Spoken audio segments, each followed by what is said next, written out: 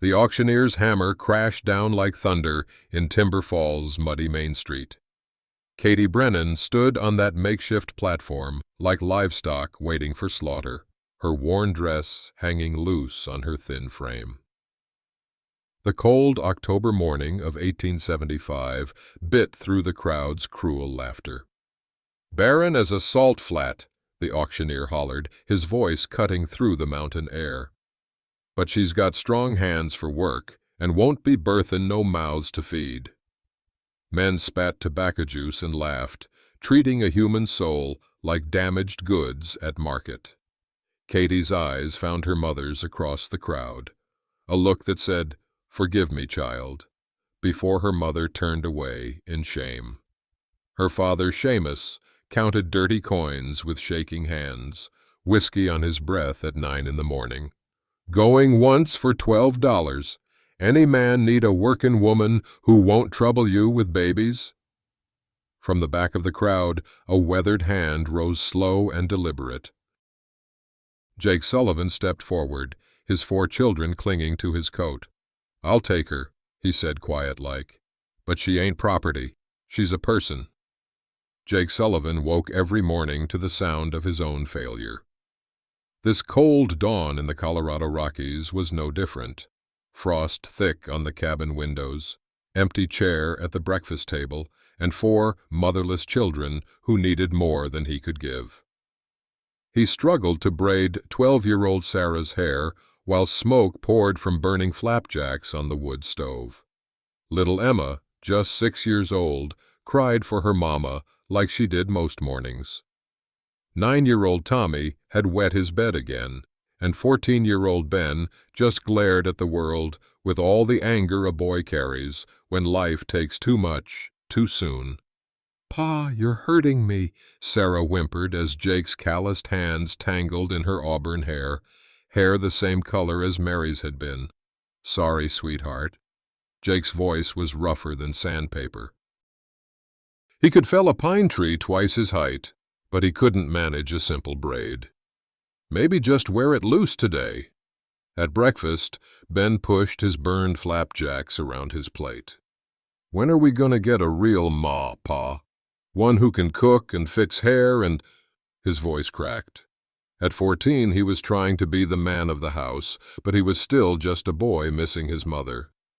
Jake stared at that empty chair where Mary used to sit, her hand on her swollen belly, talking about the baby that would complete their family. Instead, the baby had taken her to heaven and left Jake drowning in responsibilities he couldn't handle.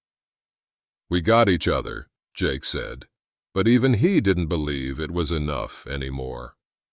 Later that morning at the logging site, Jake's mind wandered to domestic troubles while he and Grizzly Pete worked the crosscut saw through a massive pine.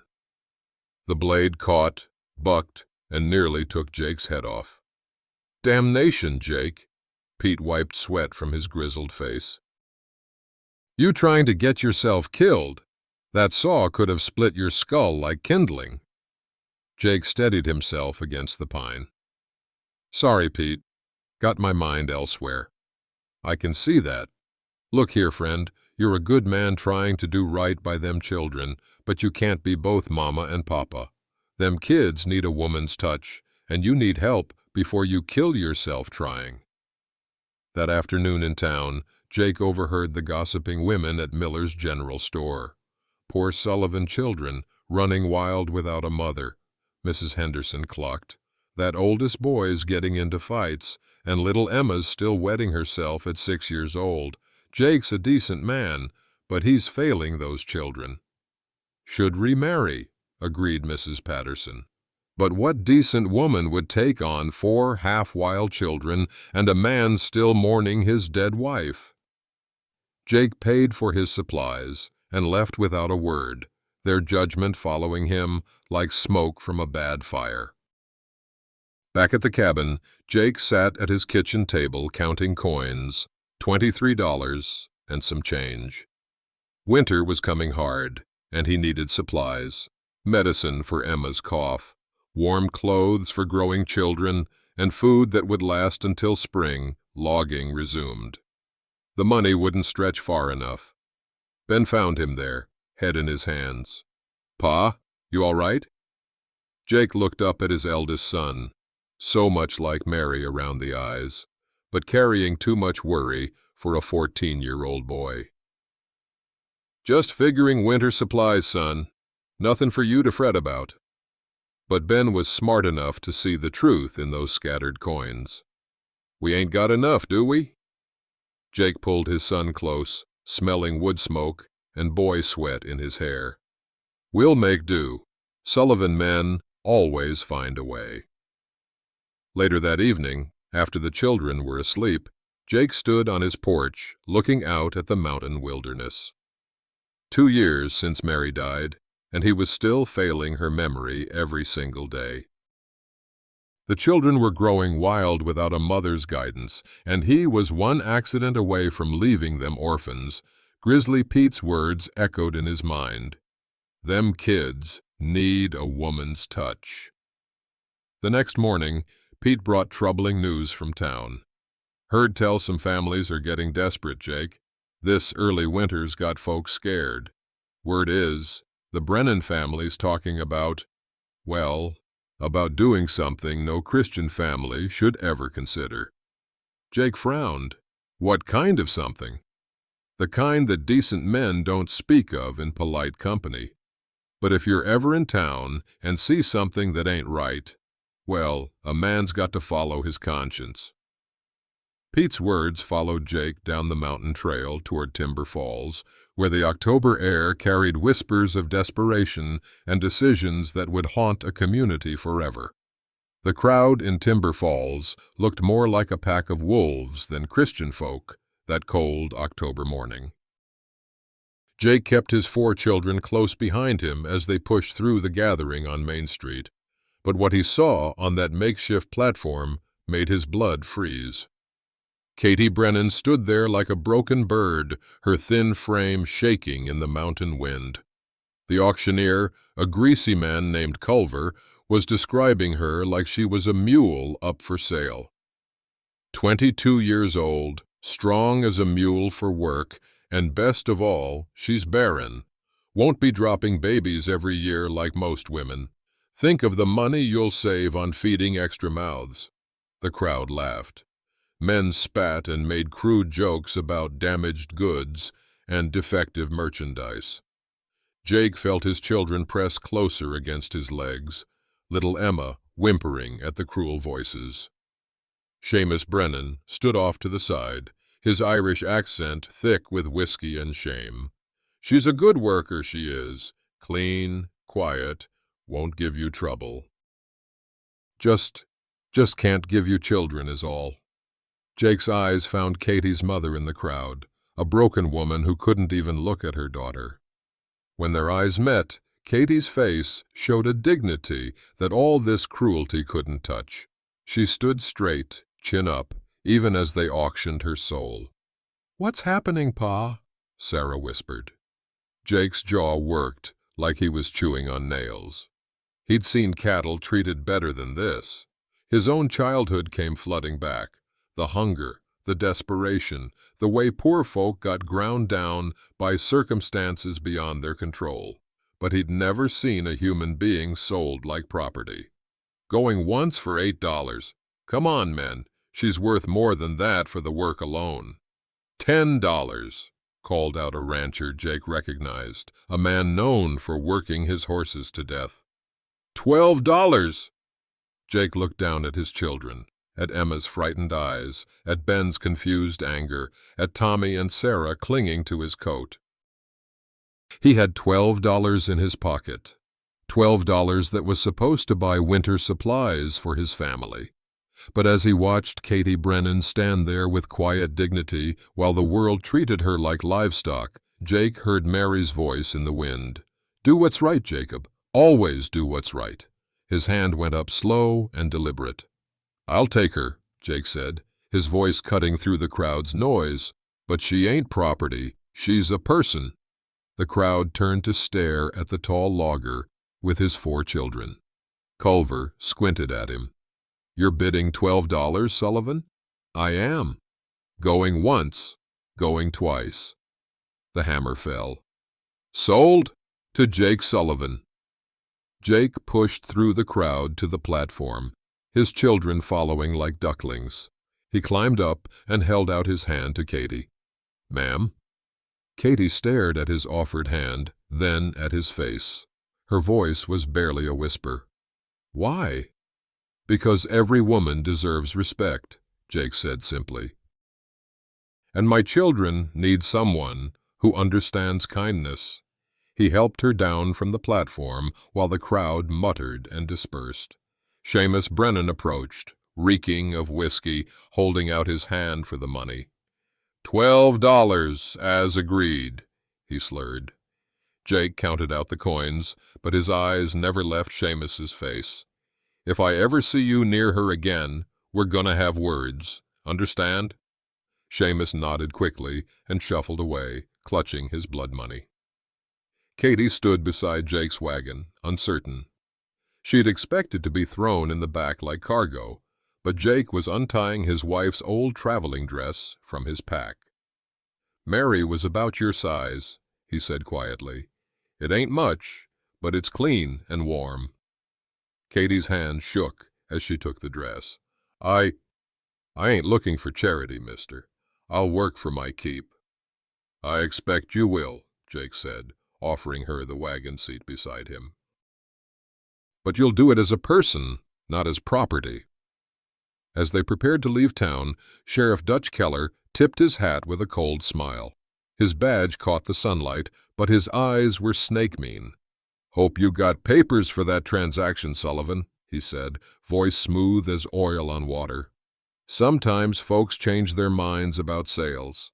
Sometimes families come looking to reclaim what's theirs, especially when lawyers get involved."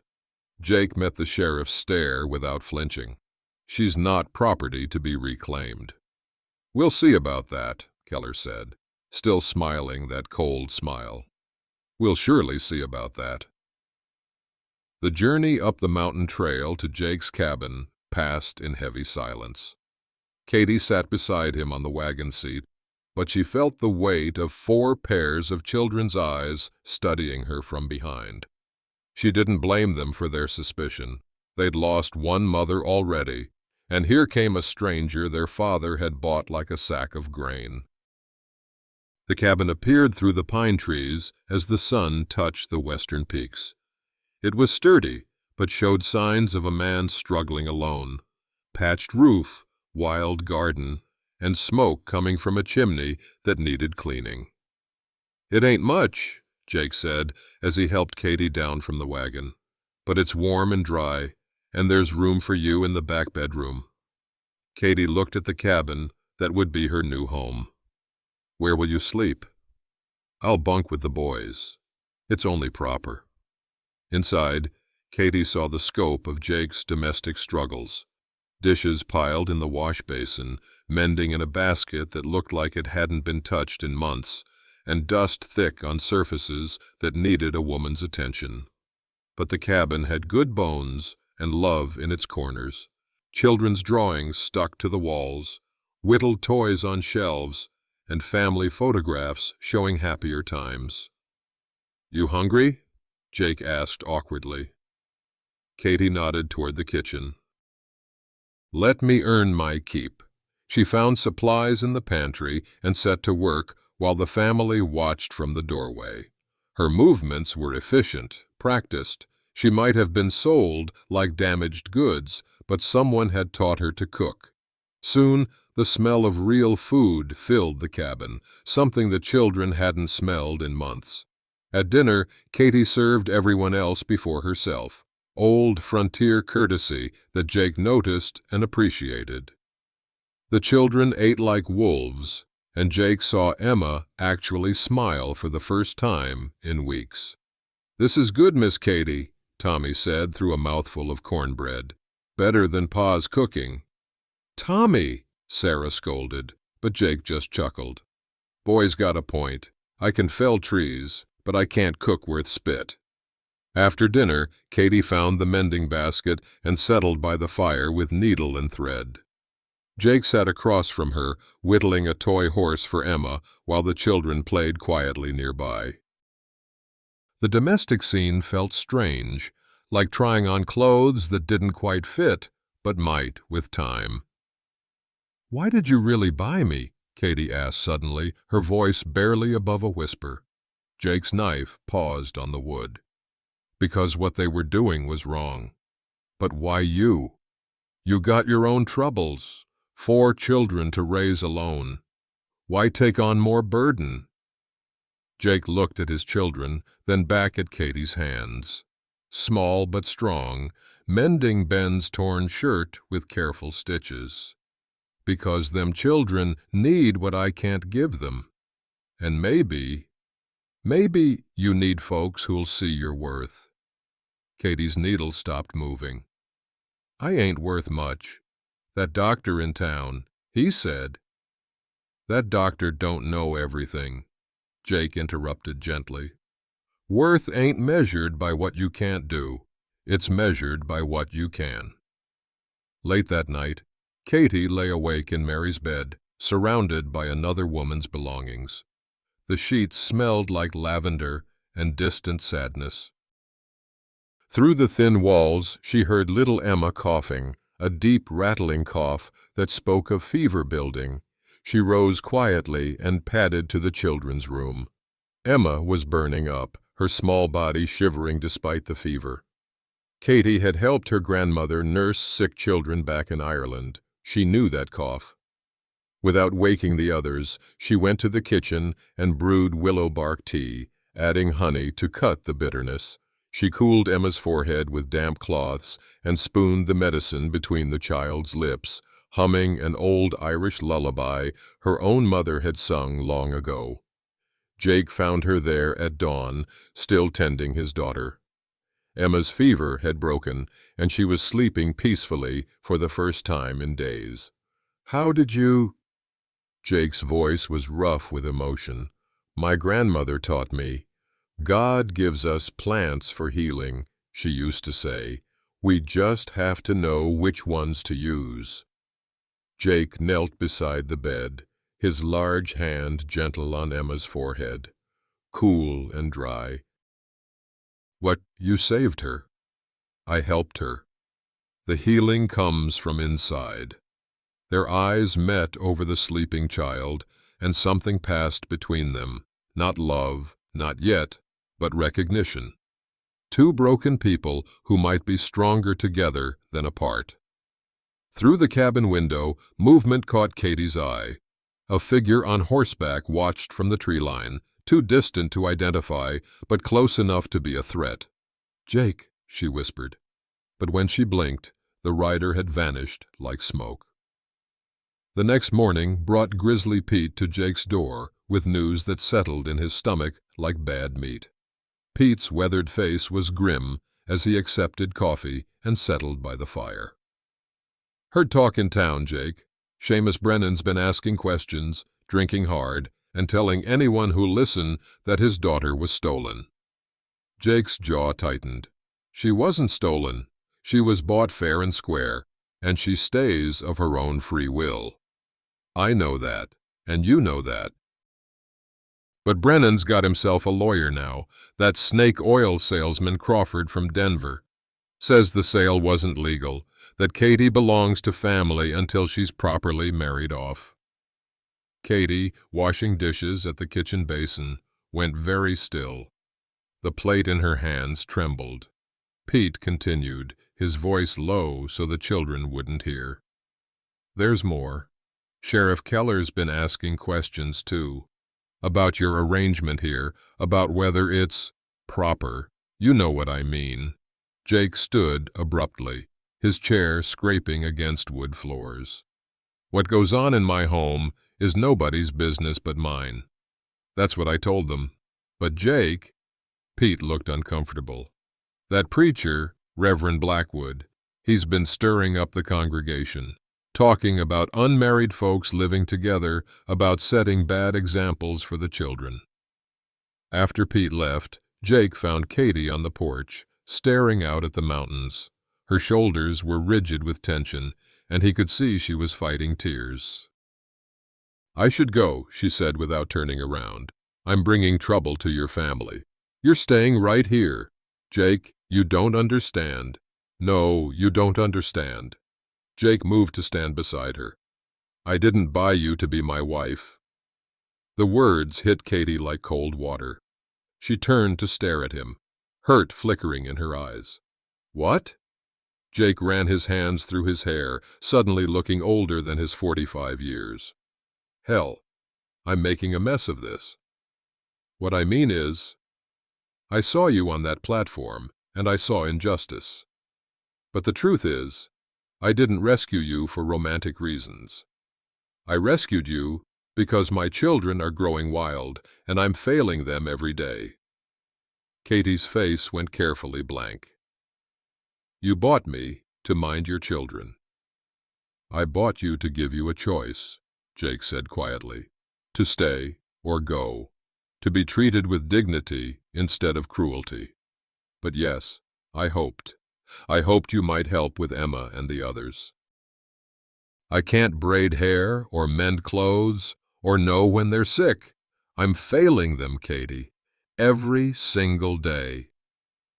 The revelation hung between them like morning mist. Katie felt a strange mixture of relief and disappointment. She wasn't wanted as a woman, but she was needed as something else. "Your children," she said slowly, "they're why you really did it. They're part of it, but not all of it." Jake's voice was rough with honesty. "What they were doing to you was wrong. I couldn't watch it happen and call myself a decent man." From inside the cabin came the sound of the children arguing, Ben yelling at Tommy, Sarah crying, Emma's cough starting up again. The normal chaos of a family without a mother's guidance. Katie looked at Jake's calloused hands, his honest face marked by 2 years of struggling alone. "They need more than a housekeeper. They need a mother," Jake admitted, "but I can't offer you marriage based on need alone. That wouldn't be fair to you or them. And I can't have children of my own to offer you," Katie said, the old shame creeping into her voice. "So where does that leave us?" Before Jake could answer, little Emma appeared in the doorway, rubbing sleep from her eyes. "Miss Katie, my tummy hurts, and Ben's being mean to Tommy again." Katie knelt to Emma's level, automatically checking the child's forehead for fever. "Let's get you some ginger tea for that tummy, sweetheart, and I'll have a talk with Ben about being kind to his brother." As Katie led Emma inside, Jake noticed how naturally she moved into the role, not just as hired help, but as someone who genuinely cared about his children's well-being. That evening, a letter arrived with the traveling preacher who brought mail up the mountain. Katie's hands shook as she recognized her father's crude handwriting on the envelope. "Catherine Mary," the letter began in Seamus's drunken scrawl. "You belong to family, not strangers. Coming to fetch you home with proper papers this time. A daughter owes her parents obedience until death or marriage. You ain't married, so you're still ours. Pa." Katie sank into a chair, the letter fluttering from her fingers. "What is it?" Jake asked. Katie looked up at him with eyes full of old fear. "He's coming for me." Sunday morning, in Timber Falls, brought judgment disguised as Christian worship. Jake sat in the back pew with his children and Katie, feeling the weight of every stare, every whispered conversation that stopped when he looked their way. Reverend Blackwood climbed into his pulpit like a vulture perching on a dead branch, his black eyes scanning the congregation until they found Jake's family. His sermon cut through the small church like a blade. "Brethren, we live in times when godly values are under assault, when unmarried folks living in sin parade their wickedness before our children, when proper Christian marriages are abandoned for arrangements that mock the Holy Sacrament." Katie's face burned with shame. but Jake's jaw set like granite. He kept his eyes fixed on the preacher, refusing to look away. "Some among us," Blackwood continued, his voice rising with false righteousness, "have brought corruption into our community, living together without benefit of marriage, setting examples that poison our children's understanding of proper Christian conduct." After the service, the congregation flowed out into the churchyard like water finding its own level, the decent folks giving Jake polite nods, the gossips clustering together with their poisoned tongues wagging. Katie tried to hurry toward their wagon, but Mrs. Henderson blocked her path. "Catherine Brennan," the woman said loud enough for others to hear, "I hear you're living up at the Sullivan place, unmarried, unchaperoned. What would your poor dear mother say?" "Mrs. Henderson," Jake's voice cut across the churchyard like an axe through wood, "my arrangements are my own business. When they affect the moral climate of our community, they become everyone's business," she sniffed. "Children learn what they see, Mr. Sullivan." Ben stepped up beside his father, young shoulders squared for fight. "Miss Katie takes better care of us than anyone has since Ma died. If you got problems with that, you can—" "Ben," Jake's voice was quiet but firm, "mind your manners." But the damage was spreading like fire through dry grass. At the schoolyard, Jake's children faced cruel taunts from their classmates. "Sullivan's got himself a bought woman," sneered the blacksmith's son. "She's barren as a desert," added another. "That's why they sold her cheap." Sarah came home with torn dress and bloody knuckles, having fought 3 girls who called Katie a whore. Tommy cried himself to sleep after being told his new ma wasn't really his ma at all, just his pa's sin. The real pressure came from the economic side. Jake's logging contracts began drying up as contractors found excuses to use other crews. Moral concerns, they called it, but Jake knew the truth. Reverend Blackwood's influence reached deeper into the community than he'd realized. Sheriff Keller started making regular visits to the Sullivan cabin, always with some official excuse. "Just checking on the welfare of the children," he'd say with that cold smile, "making sure they're being properly cared for." Each visit, he'd probe a little deeper, ask a few more questions about the arrangement between Jake and Katie. His deputy would walk around the cabin, peering into windows, making notes in a little book. "You know," Keller said during one visit, leaning against his horse while Katie hung laundry on the line, "there's been some legal questions raised about Miss Brennan's status. Whether that sale was properly conducted, whether she's free to make her own choices." Jake stepped between the sheriff and Katie. "She's free as any adult woman." "Well now, that's where things get complicated. See, unmarried women are under their father's legal authority until they wed or reach majority age. And according to county records, Miss Brennan here ain't quite 21 yet. Makes her still a minor in the eyes of the law." Katie's hands stilled on the wet clothes. She'd never been sure of her exact age. Birth records weren't common among poor Irish immigrants. If she was still legally a minor. "Course," Keller continued, "proper marriage would solve all these legal complications, but that would require a willing groom and proper ceremony. Until then," he shrugged. "Well, a father's got rights."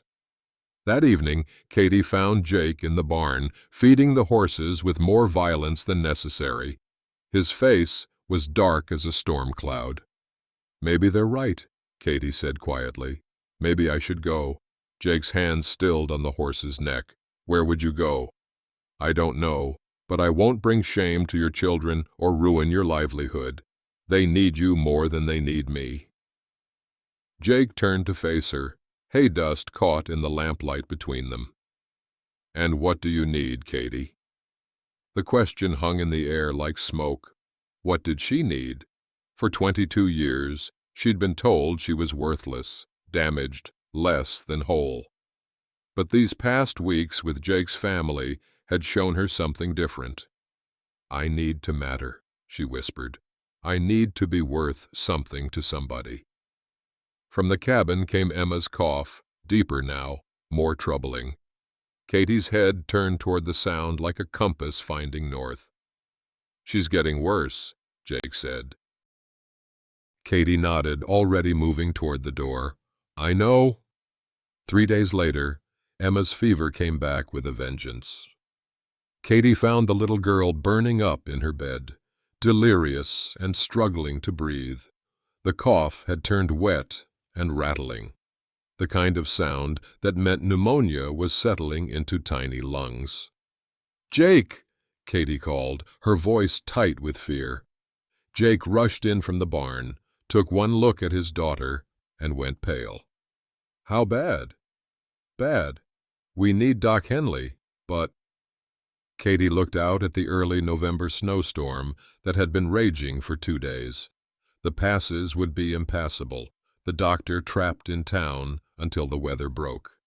"She could die waiting," Jake said, the words scraping his throat raw. Katie rolled up her sleeves. "Then we don't wait. Help me move her to the kitchen. It's warmer there." For 3 days and nights, Katie never left Emma's side. She brewed willow bark tea for the fever, made poultices of mustard and onion for the congestion, and used every healing trick her Irish grandmother had taught her. Jake watched in amazement as this woman, who'd been called worthless, fought death itself for his daughter's life. The other children helped however they could. Ben kept the fires burning hot. Sarah and Tommy took turns fetching herbs from Katie's dwindling supply. The whole family worked as one unit, bound together by love for the smallest member. On the 3rd night, Emma's fever spiked so high she began having fits. Katie held the tiny body, crooning old Irish songs while Jake paced like a caged wolf. "She's burning up," he whispered. "Maybe I should try to get through to town." "You'd die in this storm, and she'd die here," Katie said firmly. "We fight this together." That's when Katie remembered something. Old papers stuffed in a trunk, documents she'd carried from her father's house without really looking at them. While Emma slept fitfully, she dug through her few possessions and found what she was looking for. The medical certificate was dated 3 years ago, signed by a doctor in Denver, not the local quack who'd pronounced her barren. Her hands shook as she read the real diagnosis. Patient shows signs of trauma consistent with physical abuse. Reproductive organs appear normal and healthy. No medical reason for infertility. The paper fluttered from her fingers as the truth hit like lightning. She'd never been barren.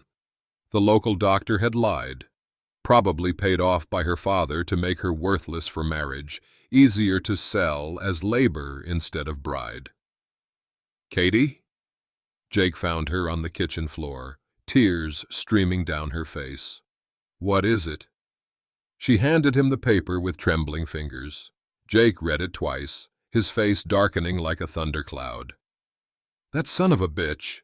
He told the whole town you were damaged goods." "I was never broken," Katie whispered. "I was lied to. Made to believe I was worthless because I couldn't give a man children. But I could have. I always could have." Jake knelt beside her, his rough hand gentle on her shoulder. "Katie, all these years, thinking God cursed me, that I was less than other women, and it was all lies." Her voice cracked. "Lies to make me easier to sell." From the makeshift sickbed came a small voice. "Miss Katie." Both adults rushed to Emma's side. The little girl's eyes were clear for the first time in days, her fever finally broken. She reached out with a tiny hand and touched Katie's tear-stained cheek. "Why are you crying? Are you sad?" Katie gathered the child close, breathing in the sweet smell of fever finally past. "No, sweetheart. I'm not sad anymore. Emma snuggled into Katie's arms. I love you, Miss Katie. You're like my real mama now. Over Emma's head, Jake met Katie's eyes. Something had shifted between them during this crisis. She was no longer the woman he'd rescued from an auction block, and he was no longer the man who'd bought her out of pity. They'd fought death together and won. They'd become a family. The fever's broken, Jake said softly. Yes, but she'll need careful nursing for days yet. And the others will need tending too. Tommy's starting to cough. Jake nodded, but his eyes stayed on Katie's face. You saved her life. We saved her life. Outside, the storm finally began to break. Weak sunlight filtered through the clouds for the first time in days, casting long shadows across the snow-covered cabin clearing. But with the clearing, weather came a new sound. Hoofbeats, multiple riders approaching through the snow. Katie's blood turned to ice as she counted at least 6 silhouettes against the white landscape. Her father's voice carried across the clearing, rough with whiskey and determination. Catherine Mary. You come out now or we're coming in. You belong to family, girl, and it's time you came home. Katie clutched Emma closer, the child's warmth anchoring her to the life she'd found here. Through the window, she could see Sheriff Keller's badge glinting in the pale sunlight. They brought the law, she whispered. Jake was already reaching for his rifle. Then we'll face the law. Dawn broke gray and cold over the Sullivan cabin as 6 armed men formed a rough circle in the clearing. Sheriff Keller sat his horse with authority, but it was Seamus Brennan who did the talking, his Irish accent thick with whiskey courage. Catherine Mary Brennan, he called. You come out peaceful now. I got papers says you belong to family, not to strangers. Inside the cabin, Jake positioned his children away from the windows while Katie checked Emma's breathing, still weak but steady.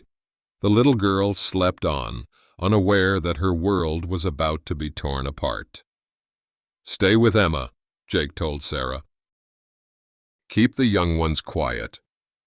Ben stepped up beside his father, Jake's old hunting rifle in his hands. At 14, he looked more man than boy, jaw set with Sullivan determination. I can shoot, Pa. I know you can, son, but we're not starting a war with children in the house. Through the door, Jake called back. She stays if she wants to stay, Brennan. This is America. We don't own people here. Keller's voice cut through the morning air, smooth and legal sounding. Sullivan, I got a court order here says Catherine Brennan is a minor under her father's legal guardianship. She comes back with us, or you're harboring a runaway. I'm 22, Katie shouted through the door, but her voice shook with uncertainty. Without proper birth records, how could she prove her age? County records say different, Keller replied. Says here you were born March of 1854, makes you 21 next spring. Until then, you belong to your father. Katie's heart sank. She'd never been certain of her birth year. Poor Irish families didn't keep careful records. If they could prove she was still a minor. Seamus's voice turned pleading. Katie girl, your ma's dying of the consumption. She needs you home, and we're starving without the work money. Just come peaceful, and nobody gets hurt. Through a crack in the shutters, Katie saw her father clearly for the first time in weeks. He looked older, thinner, with the hollow eyes of a man who'd sold his soul for whiskey money. Behind him rode men she recognized, drifters and troublemakers who'd work for anyone paying in drink. Your ma's not dying, Katie called back. She's probably glad to be rid of the daughter who brought shame to the family name. That's no way to talk to your father. That's no way for a father to treat his daughter. The standoff continued as morning stretched toward noon. Jake's neighbors began arriving. Grizzly Pete with his buffalo gun, the Hendersons from the next valley, even old Doc Henley riding up through the snow with his medical bag. "What's this about, Keller?" Doc Henley demanded. "These are good people." "This is about returning stolen property to its rightful owner," the sheriff replied. But Jake noticed some of his hired guns looking uncomfortable as more neighbors arrived. The tide began to turn when Mrs. Patterson, one of the women who'd gossiped about Katie in church, spoke up from the growing crowd. "Seamus Brennan, you sold that girl like livestock. Don't you dare come here with legal papers talking about fatherly rights." "The law's the law," Keller insisted, but doubt crept into his voice as the community took sides. Grizzly Pete chambered a shell in his rifle. "The law says a lot of things, Sheriff. Says a man's home is his castle. Says folks got a right to choose their own lives." Inside the cabin, Katie made her decision. She kissed Emma's fevered forehead, whispered instructions to Sarah about the medicine schedule, and stood to face the door. "I'm going out there," she told Jake. "Like hell you are." Katie put her hand on his arm. "If I don't, they'll storm the cabin. Emma's too sick for that kind of violence, and I won't see your children hurt because of me." Jake looked into her eyes. No longer the frightened woman from the auction block, but someone who'd found her strength through caring for his family. "You don't have to face them alone." "Yes, I do, but I won't go quiet this time." Katie stepped onto the porch, Jake right behind her despite her protests. The crowd fell silent as she stood there in Mary's old dress, chin up, eyes blazing with newfound courage. "You want to know about your minor daughter, Papa?" she called out, her voice carrying across the clearing. "The one you sold because she was barren and worthless?" Seamus shifted uncomfortably in his saddle. "Katie, girl, don't make this harder than I've got something to show this community." Katie pulled the medical certificate from her pocket, holding it high. "A real doctor's report, not the lies you paid that quack in town to tell." Doc Henley urged his horse forward. "Let me see that." Katie handed him the document. The old doctor's face darkened as he read.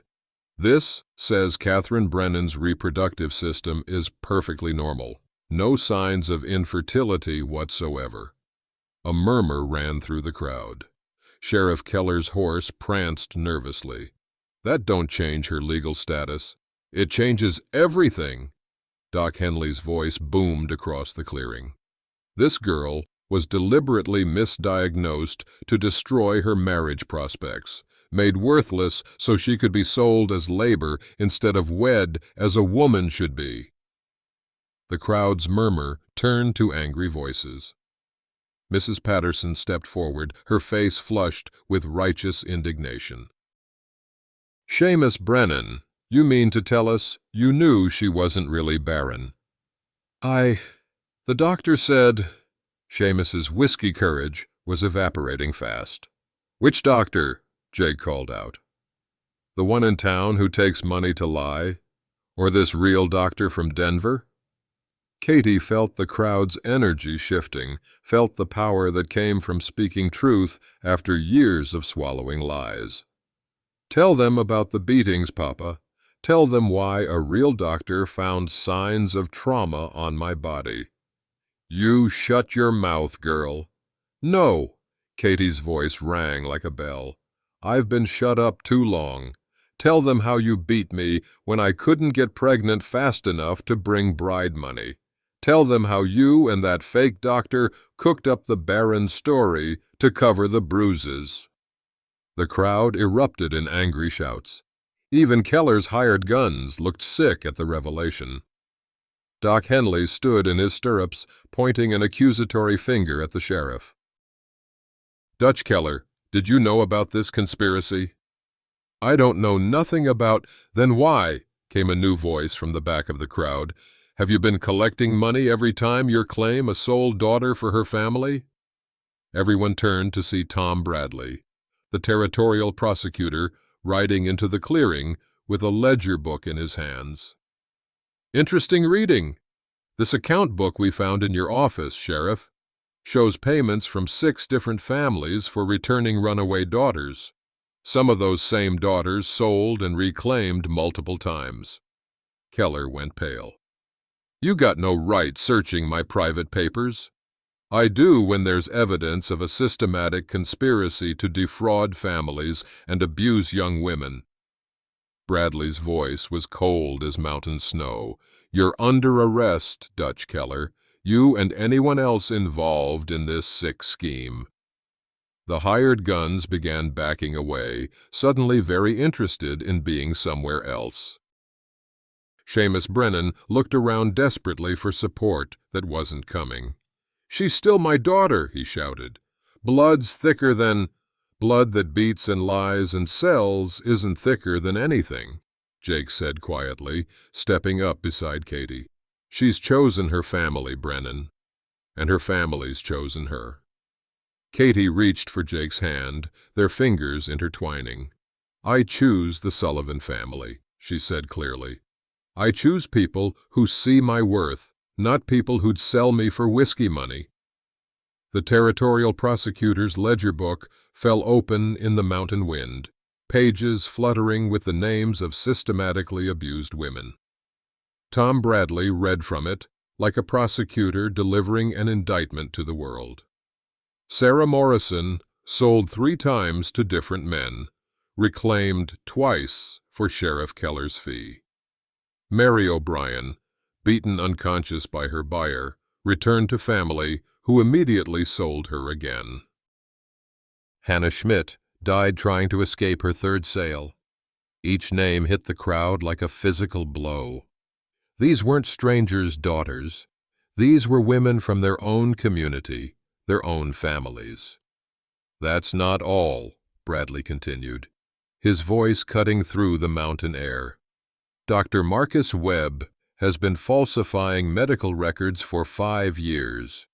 Barren diagnoses for healthy women, death certificates for women who'd simply run away, clean bills of health for men who paid enough to hide their diseases." Doc Henley spat in the snow. "I knew something was rotten when I examined those Morrison girls, healthy as horses, but Webb had them listed as defective merchandise." Sheriff Keller tried to rally his remaining authority. "You can't prove nothing. That book don't mean—" "It means everything," said a new voice from the crowd. Every head turned as Mary O'Brien stepped forward, a young woman Katie recognized from town, one of the soiled doves who wasn't allowed to sit with respectable women in church. But Mary wasn't alone. Behind her came Sarah Morrison, walking despite the limp from her last beating, and Hannah Schmidt's sister, carrying a worn Bible. "My Hannah ain't dead," the sister announced. "She's living free in California, working as a seamstress and sending money home. That death certificate was a lie to stop us looking for her." Mary O'Brien faced the crowd that had judged her so harshly. "I was sold 4 times. 4 different men who beat me, starved me, used me up like I was livestock. Every time I tried to run, Keller dragged me back for his fee, called it maintaining family order." Sarah Morrison rolled up her sleeves, showing scars that made the crowd gasp. "Look what family order got me." Look what it got all of us. The full scope of the conspiracy was emerging like a festering wound finally opened to sunlight. This wasn't about one desperate father selling one damaged daughter. This was systematic abuse, disguised as law and order, profit made from human misery. Katie found her voice rising above the crowd's angry murmur. "How many of you knew? How many of you saw what was happening and said nothing because it wasn't your daughter, your sister, your problem?" Uncomfortable silence fell over the gathering. Mrs. Patterson looked at her shoes. Reverend Blackwood shifted his weight from foot to foot. "We all knew something was wrong," Grizzly Pete said finally. But it was easier to mind our own business than stand up to corrupt officials. That ends today, Jake said, his arm around Katie's shoulders. Right here, right now. Prosecutor Bradley nodded toward his deputies. Sheriff Dutch Keller, you're under arrest for conspiracy, fraud, and accepting bribes. Dr. Marcus Webb is already in custody in Denver. The territorial government will be investigating every sale, every reclaiming, every falsified document. As they put chains on Keller, the corrupt sheriff made one last desperate play. You can arrest me, but that don't change the law. Unmarried women belong to their fathers until they choose differently, Katie interrupted. She turned to face Jake, her voice steady and sure. Jake Sullivan, will you marry me? Not because the law says you should, not because I need protection, but because we've built something worth keeping? Jake's weathered face broke into the first genuine smile the crowd had seen from him in months. Katie Brennan, I'd be honored to be your husband. Not because I bought you, not because you're useful with the children, but because you've shown me what love looks like when it's freely given. The crowd erupted in cheers, genuine joy replacing the earlier anger and fear. Even some of Seamus's hired guns were grinning and slapping each other on the back. Reverend Blackwood stepped forward, his earlier self-righteousness replaced by something approaching humility. I can perform the ceremony right now, if you'd like. God knows this community needs to witness something good after all this darkness. But the biggest surprise came from an unexpected source. Seamus Brennan climbed down from his horse, hat in his hands, tears cutting tracks through his whiskey-stubbled cheeks. Katie, girl, he said, his voice broken with shame and regret. I can't take back what I done, can't undo the hurt, but maybe I can give you something proper for once.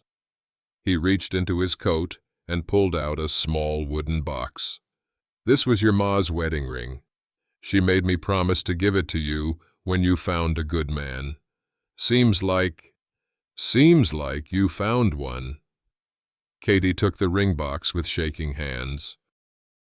Inside lay a simple gold band, worn smooth by years of love and hard work. Ma? She whispered. She never wanted me to sell you, Seamus admitted. Cried for days after. But we were starving, and I was too proud to ask for help, too drunk to see any other way. Jake took the ring from the box and slipped it onto Katie's finger. It fit perfectly. Her mother's blessing from beyond the grave. By the power vested in me, Reverend Blackwood began, I now pronounce you husband and wife. Spring came early to the Colorado mountains that year, as if the earth itself was celebrating new beginnings. Katie stood in the garden behind the Sullivan cabin, her cabin now, planting herbs and vegetables in soil that had been fallow too long. Her hands, no longer shaking with fear, worked the dark earth with confidence born of purpose. The wedding had been simple but genuine, witnessed by the entire community that had learned the true meaning of standing together against corruption. Now, 3 months later, Katie Sullivan was a name that commanded respect in Timber Falls instead of pity. "Mrs. Sullivan," called Doc Henley from the cabin door, "that Morrison girl is here for her checkup." Katie wiped her hands on her apron and hurried inside. Sarah Morrison sat at the kitchen table, color returning to cheeks that had been hollow with fear and malnutrition. Under Katie's care and Doc Henley's medical supervision, the young woman was healing from years of systematic abuse. "How are you feeling today, Sarah?" "Better every day, thanks to you." Sarah smiled, something she'd rarely done before finding sanctuary in the Sullivan home. "That healing tea you make is working wonders for the nightmares." Katie had discovered her true calling in the months since the confrontation. Her grandmother's healing knowledge, combined with Doc Henley's medical training, made her the most sought-after healer in 3 counties.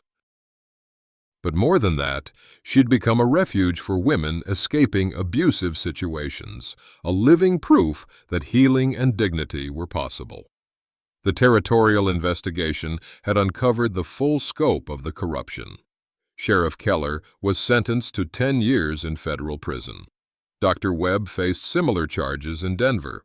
Most importantly, new laws were passed protecting women's rights to choose their own marriages and living situations.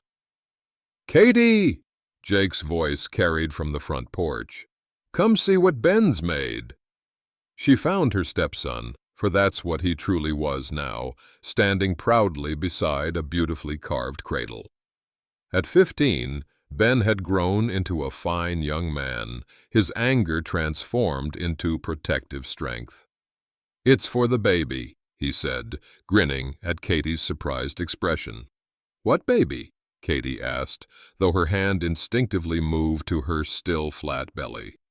Jake stepped up behind her, his arms encircling her waist. "The baby you're carrying. Doc Henley confirmed it this morning when he thought you were sleeping." Katie turned in his arms, tears of joy streaming down her face. After years of believing she was barren, after the lies and abuse and shame, she was going to have a child of her own. "Are you happy?" she whispered. "I'm complete," Jake replied. "We all are." Emma, now 8 and healthy as a mountain spring, came running from the barn with Tommy and Sarah close behind. "Miss Katie, Ma, is it true? Are we getting a baby brother or sister?" Katie knelt to gather all 4 children in her arms. "Yes, sweetheart, our family's growing." That evening, as the sun set over the Rockies, the Sullivan family gathered on their front porch. Katie rocked in the chair Jake had made for her, one hand on her growing belly, the other holding Emma while the older children played in the yard. A knock at the door surprised them all. Jake opened it to find Seamus Brennan, sober for the first time in years, hat in his hands. "Katie," he said quietly, "I came to apologize properly, and to tell you, your ma's getting better. Stopped drinking when she heard about your wedding. Says she's proud of the woman you became, despite having me for a father." Katie studied her father's face, seeing genuine remorse where once there'd been only selfish desperation. "Would you like to stay for supper, Papa? Meet your grandchildren?" Seamus's eyes filled with tears. "I'd like that very much, daughter." As they sat around the dinner table that night, Jake's children, Katie's father, and the baby growing beneath her heart, Katie realized she'd found something she'd never dared hope for. Not just a family, but a place where she mattered, where her worth wasn't measured by what she could produce, but by who she chose to love and serve. Outside, the mountain wind carried the scent of growing things. In the barn, Jake's horses whinnied softly to their foals. And in the Sullivan cabin, a family gathered around lamplight knew the deep contentment that comes from choosing love over law, dignity over desperation, healing over harm. Katie Sullivan placed her hand over her husband's where it rested on her shoulder, felt the flutter of new life beneath her ribs, and smiled. She was finally, truly home. Now, folks, I've told you many stories about the old frontier, but Katie Sullivan's tale stays with me like no other. You see, her story ain't just about one woman finding her worth in a harsh world. It's about all of us figuring out what makes a person valuable when society gets its measuring stick all wrong. Too many times we let others tell us what we're worth, don't we? The world looks at a person and sees only what they can't do, what they don't have, what they'll never be. Katie spent years believing she was damaged goods because some corrupt doctor told her she was barren. But real worth, the kind that matters when you're alone with your conscience at day's end, that comes from the love you give and the lives you touch. Jake Sullivan wasn't no hero from a dime novel. He was just a man who understood something that whole town had forgotten. Every human soul has dignity that can't be bought or sold. And Katie? She wasn't no helpless damsel waiting for rescue. She was a woman who found her strength when folks finally started treating her like she mattered. The real justice in this story wasn't what happened to those corrupt officials, though they got what was coming. The real justice was Katie finding her voice, Jake finding his heart, and 4 children discovering that chosen love runs deeper than blood. Sometimes the quietest love speaks the loudest truth. See, what they built up there in those Colorado mountains wasn't just a marriage or a family. It was proof that healing is possible when you treat people with dignity. That worth isn't something you're born with or without, but something you discover when somebody sees the good in you that you couldn't see yourself. In a world that seems to measure folks by all the wrong things, money, status, what you can produce instead of who you are, maybe we need to remember Katie and Jake. They proved that when you see someone's true worth, when you choose love over law and healing over harm, that's when miracles happen. If this story touched your heart like it did mine, maybe that's because we all got a little Katie in us, wondering if we're worth loving. And maybe we all got a little Jake in us, with the power to see dignity where others see damage. Love remembered is love that changes the world, one heart at a time.